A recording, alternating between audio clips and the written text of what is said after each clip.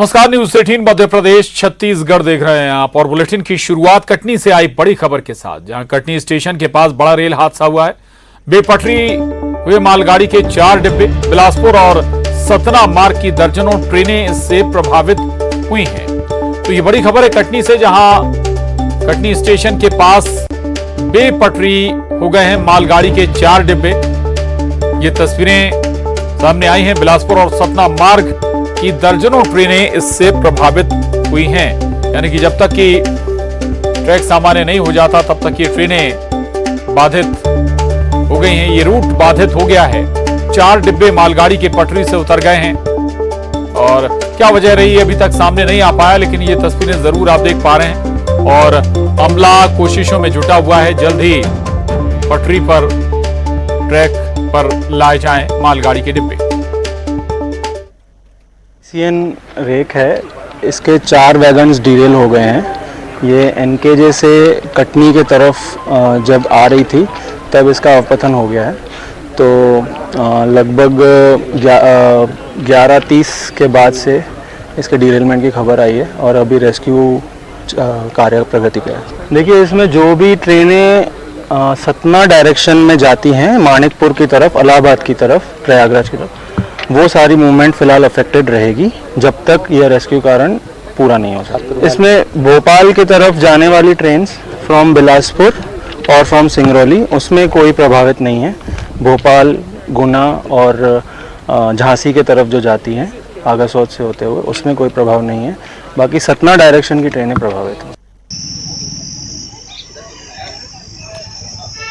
तो कटनी स्टेशन के पास ये मालगाड़ी के 4 डिब्बे डिरेल हुए हैं। पवन पटेल, न्यूज 18 संवाददाता हमारे साथ जुड़ गए हैं जानकारी के साथ।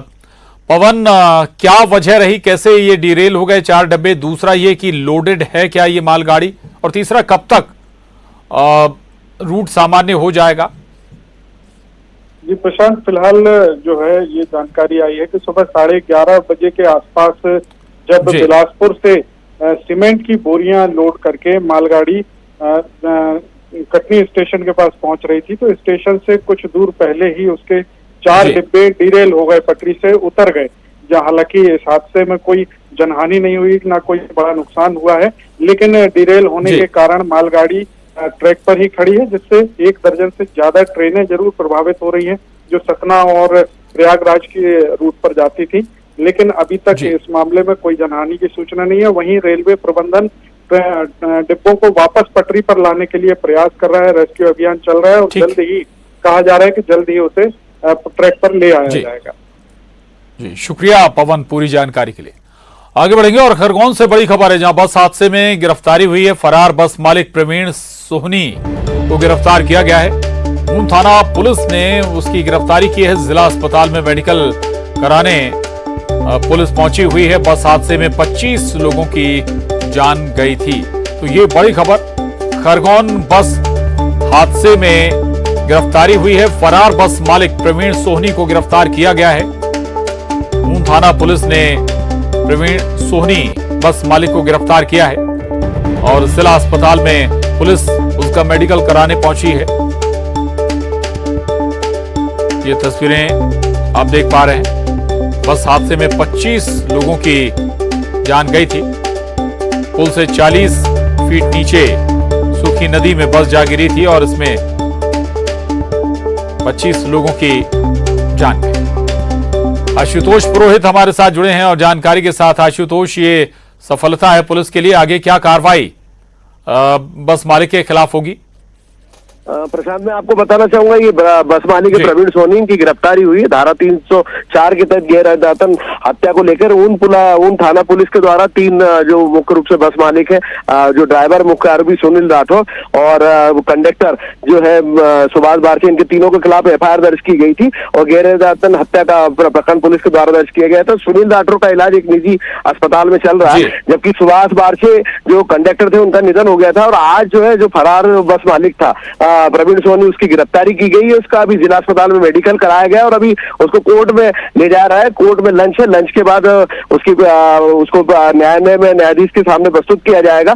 तो कुल मिलाकर अभी कहा जा सकता है कि जो पुलिस ने गैर इरादतन हत्या को लेकर कार्रवाई प्रकरण दर्ज किया था, उसको लेकर अब बड़ी कार्रवाई हो रही है। बस मालिक जो फरार था उसको गिरफ्तारी हो चुकी है। प्रशांत जी, शुक्रिया आपका इस पूरी जानकारी के लिए, धन्यवाद।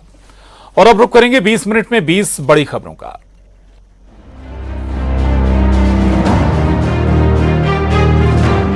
मध्य प्रदेश में भ्रष्टाचारियों पर ताबड़तोड़ कार्रवाई जारी है। पुलिस हाउसिंग कॉर्पोरेशन के सब इंजीनियर के पद पर तैनाती, सैलरी महीने की 30,000, लेकिन संपत्ति अर्जित आय से 232% ज्यादा। काली कमाई की ये इंजीनियरिंग वाकई हैरान करने वाली है। आय से अधिक संपत्ति अर्जित करने के मामले में सब इंजीनियर हेमा मीणा के ठिकानों पर लोकायुक्त ने छापा मारा। भोपाल के 2 ठिकाने, रायसेन के फार्म हाउस पर दबिश दी गई। पता चला है कि हेमा मीणा ने पिता के नाम पर बिलखिरिया में 20,000 वर्ग फीट जमीन ली है, 1 करोड़ रुपए का मकान बनाया। रायसेन और विदिशा में भी अकूत संपत्ति अर्जित की। गुरुवार सुबह से ही कार्रवाई शुरू हुई। शुरुआती तफ्तीश में 5 से 7 करोड़ रुपए की संपत्ति का खुलासा हुआ और संपत्ति के खुलासे का अनुमान है।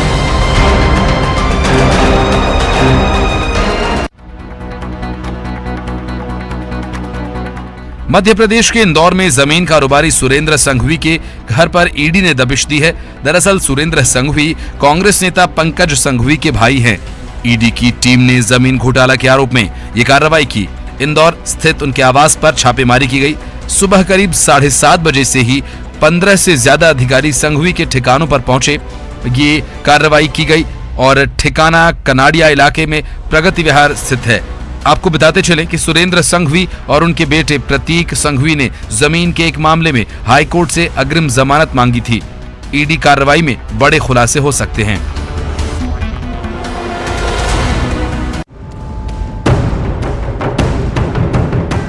अमृतसर पंजाब, जगह गोल्डन टेम्पल और पास ही में एक और धमाका हुआ। इस धमाके के बाद इलाके में दहशत फैल गई। अमृतसर में पिछले 6 दिनों में हुए 3 लो इंटेंसिटी धमाकों के मामले में पंजाब पुलिस ने नए लोकल टेरर नेटवर्क से जुड़े 5 लोगों को गिरफ्तार किया। पुलिस के मुताबिक बम बनाने वाले नौसिखिए थे और उनका मकसद स्वर्ण मंदिर के आसपास धमाका करके पंजाब में अशांति का माहौल पैदा करने का था। पुलिस ने अमृतसर से एक संदिग्ध को हिरासत में लिया है। तीसरा धमाका भी गोल्डन टेम्पल के पास गलियारा साइड स्थित श्री गुरु रामदास सराय के पास रात 1 बजे हुआ। तीसरे धमाके वाली जगह पहले दोनों धमाके वाली जगह से अलग है। ये जगह करीब 2 किलोमीटर दूर है। घटना के बारे में पता चलते ही पुलिस अधिकारी मौके पर पहुंचे और जांच शुरू कर दी गई। इस धमाके की आवाज सुनते ही आसपास के लोग बाहर निकल गए। पुलिस को तुरंत सूचना दी गई, जिसके बाद फोरेंसिक टीम मौके पर पहुंची।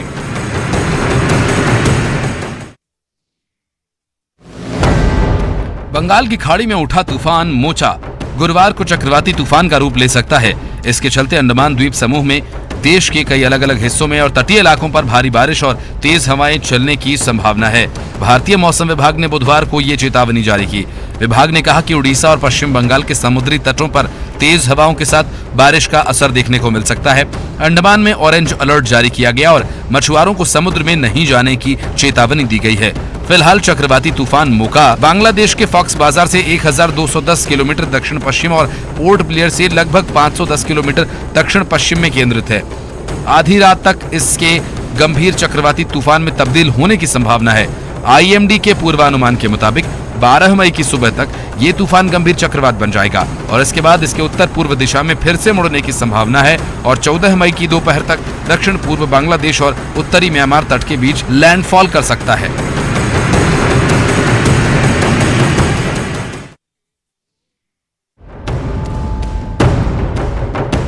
अगर आप भी समोसा खाने के शौकीन हैं तो जरा संभल कर, स्वाद की चाह में आप बीमार भी पड़ सकते हैं। भोपाल की इदरी समोसा फैक्ट्री, जहां स्वच्छता मानकों को ताक पर रखते हुए समोसे बनाए जा रहे थे, जिसे रोज सैकड़ों लोग खा रहे हैं। खबर मिली थी तो स्वास्थ्य विभाग सैंपल लेने पहुंचा। जांच के लिए भेजे गए सैंपल्स, पता चला कि गंदगी और कीड़े मकोड़ों के बीच जहरीले समोसे बनाने का कारोबार चल रहा था, जो सेहत के लिए टेस्टी स्लो पॉइजन से कम नहीं है।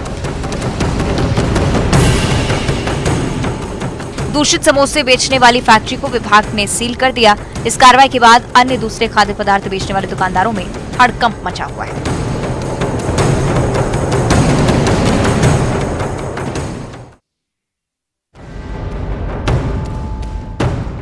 छत्तीसगढ़ के जगदलपुर में भी खाद्य पदार्थों में मिलावटखोरी पर जिला प्रशासन ने सख्ती दिखाई है।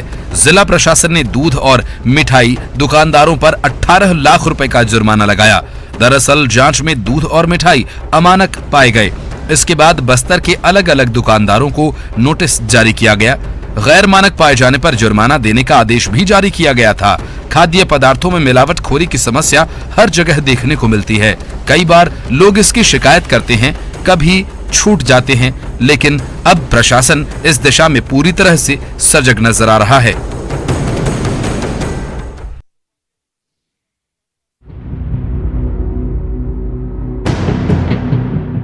हर तरफ फैली लपटें, मौके पर चीख पुकार मची है। आग बुझाने की जद्दोजहद जारी है। भीषण आग की ये तस्वीरें मध्य प्रदेश के मुरैना जिले की हैं। यहाँ एक एंटरप्राइजेस फर्नीचर गोदाम में आग लग गई। गोदाम में फाइबर और लकड़ी के सामान होने की वजह से लपटें और तेजी से फैलने लगी। स्थानीय लोगों ने पहले तो खुद ही आग पर काबू पाने की कोशिश की, लेकिन अब जब हालात बेकाबू हो चले तो फायर ब्रिगेड को इसकी सूचना दी गई। सूचना के बाद फायर ब्रिगेड की 5 गाड़ियां मौके पर पहुंची और काफी मशक्कत के बाद आग पर काबू पाया। अनुमान के मुताबिक इस घटना में 60 से 65 लाख रुपए का माल जलकर राख हो गया। कैलारस थाना क्षेत्र के कॉलेज रोड की यह घटना है। मामले की जांच की जा रही है।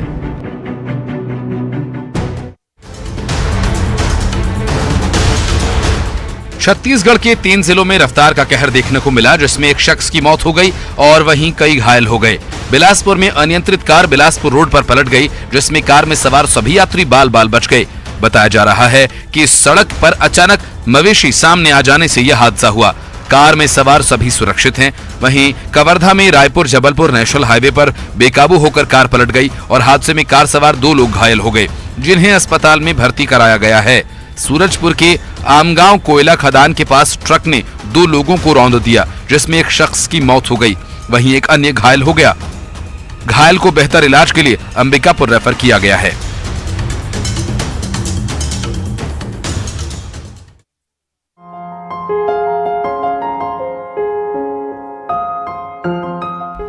मध्य प्रदेश के मंडला स्थित कान्हा नेशनल पार्क, जहां बाघों का दीदार हो तो सैलानी झूम उठते हैं। और अब बाघिन डीजे के पूरे परिवार के साथ रोमांचित करने वाली तस्वीरें सामने आई हैं। बाघ फैमिली अचानक पर्यटकों के सामने आ खड़ी हुई। सैलानियों का रास्ता रोक टाइगर फैमिली का वीडियो भी सामने आया है। वीडियो में एक शावक सड़क पार करते हुए आगे निकल जाता है, लेकिन बाकी 2 शावक अपनी मां बाघिन डीजे के साथ नजर आते हैं। कान्हा नेशनल पार्क के मुख्य जोन का वीडियो बताया जा रहा है। वीडियो 1 दिन पुराना भी है। खूबसूरत नजारे को पर्यटक ने अपने कैमरे में कैद किया और ये वीडियो अब खूब तेजी से वायरल हो रहा है।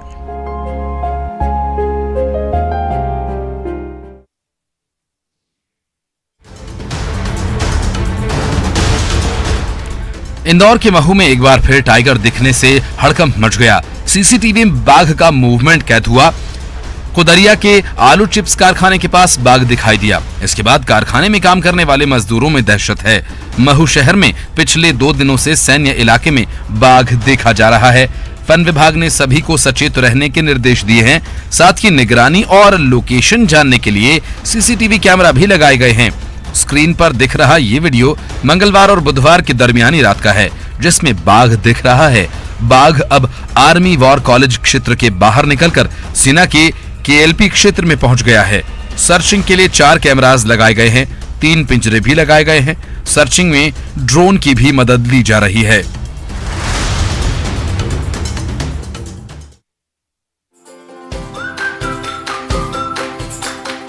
वेब पूल में बच्चों की मस्ती और साथ में डुबकी लगा रहे हैं ये कोरबा मेयर राजकिशोर प्रसाद। दरअसल जिले में अप्पू घर में वेव पूल का शुभारंभ होना था। शुभारंभ करने मेयर राजकिशोर प्रसाद स्वामी विवेकानंद उद्यान पहुंचे थे। उनके साथ सभापति और अन्य लोग भी मौजूद थे। पूल के शुभारंभ को लेकर लोगों में जितना उत्साह था, उतना ही मेयर साहब को भी। शुभारंभ के बाद मेयर पूल में उतर गए और स्नान किया। इसका वीडियो भी सामने आया। आपको बताते चलें कि सप्ताह में 2 दिन इस पूल का संचालन होना है। लोगों को गर्मी से राहत देने के लिए नगर निगम ने इसकी शुरुआत की है और जिसका लोगों ने स्वागत किया है।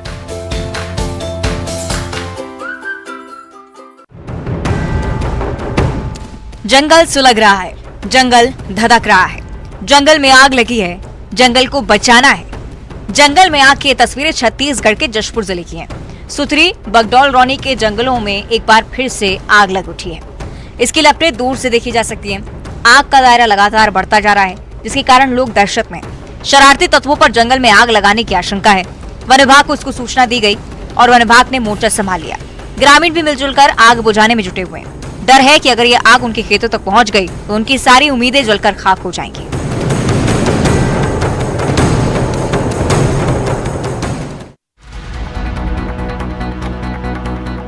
पेट्रोल पंप पर फ्यूल भरवाने के बाद बिना पैसे दिए भाग जाने के मामले नए नहीं हैं। अक्सर बदमाश ऐसा करते हैं। छत्तीसगढ़ के कोरबा से भी एक ऐसा ही मामला सामने आया है जो हैरान करने वाला है। पेट्रोल पंप पर एक कार रुकी है। पेट्रोल पंप कर्मचारी कार में फ्यूल डाल चुका है। वो मशीन में कुछ करता है। तब तक कार सवार एक युवक दबे पांव कार के अंदर दाखिल होता है और फिर कार स्टार्ट होती है। कार आंखों से ओझल हो जाती है।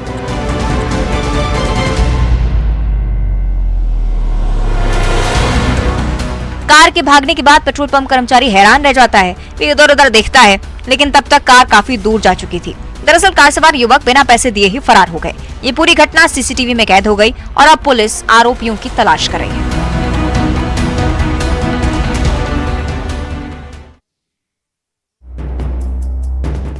जो कभी घना जंगल हुआ करता था, धीरे धीरे वो अब साफ होता जा रहा है।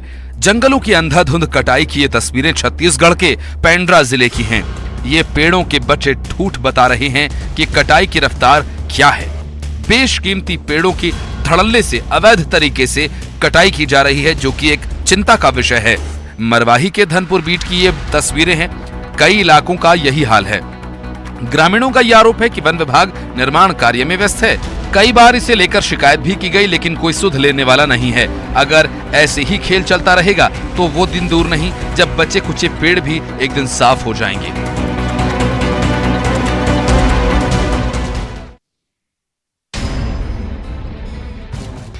जंगल में भालुओं के विचरण की तस्वीरें तो आपने खूब देखी होगी, लेकिन अब भालू न सिर्फ जंगल और पार्क में बल्कि शहरी इलाकों में भी खूब विचरण कर रहे हैं। बिल्डिंग के सामने, दरवाजे के बाहर, कभी गलियारे में तो कभी खुले मैदान में। शहर में भालू के विचरण की ये तस्वीरें छत्तीसगढ़ के कांकेर जिले के एकता नगर की है। इसका वीडियो सामने आने के बाद कॉलोनी में रहने वाले लोगों में दहशत फैल गई है। घर से निकलते वक्त लोग सहम जा रहे हैं। ये कहानी सिर्फ कांकेर की नहीं है, बल्कि छत्तीसगढ़ के अन्य शहरों में भी भालू जैसे जंगली जानवर जंगल से भटककर रिहायशी इलाकों का रुख कर रहे हैं।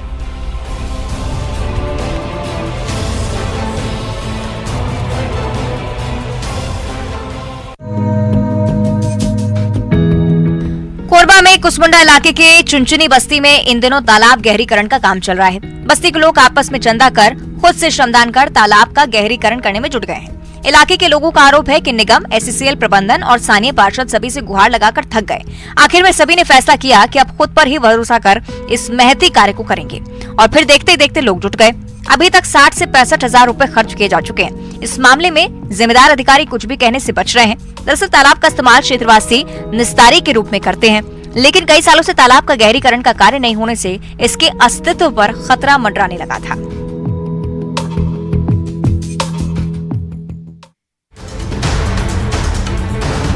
बलरामपुर जिला मुख्यालय में व्यवस्थित मुक्तिधाम नहीं होने से स्थानीय लोगों को अंतिम संस्कार करने के लिए काफी मुसीबतों का सामना करना पड़ रहा है।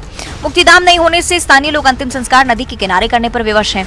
लोगों का कहना है कि पूर्व में मुक्तिधाम के नाम पर 2 शेड बना दिए गए, लेकिन व्यवस्था नहीं होने की वजह से इसका उपयोग नहीं हो पा रहा। ये अब खत्म होने की कगार पर है। मांग करते हुए कहा कि जल्द से जल्द जिला मुख्यालय में मुक्तिधाम बनाया जाए ताकि अंतिम संस्कार करने के लिए लोगों को दिक्कतों का सामना न करना पड़े। वहीं इस मामले पर नगरपालिका सीएमओ अमित गुप्ता ने बताया कि शासन से पैसे की मांग की गई है। जैसे ही मांग पूरी होगी उसे व्यवस्थित कराया जाएगा। जैसलमेर का झिंझिनियाली गांव, जहां तक नजर जाए बस रेत ही रेत, लेकिन इन रेगिस्तान में बसे घरों से कदे आवो नी रसीला म्हारो देश, हाँ आवो म्हारे उन्हीं संदेश के सुर निकलते हैं तो हर कोई ठिठक जाता है। इसी रेगिस्तान के आंचल में पल रहे एक कलाकार के सुरों ने पूरी दुनिया में तहलका मचा दिया है। जी हाँ, सिर पर साफा बांधे 7 साल का छोटू खां अनूठे अंदाज में सिर और हाथ हिलाते हुए जब गाने गाता है तो सभी दांतों तले उंगली दबा लेते हैं।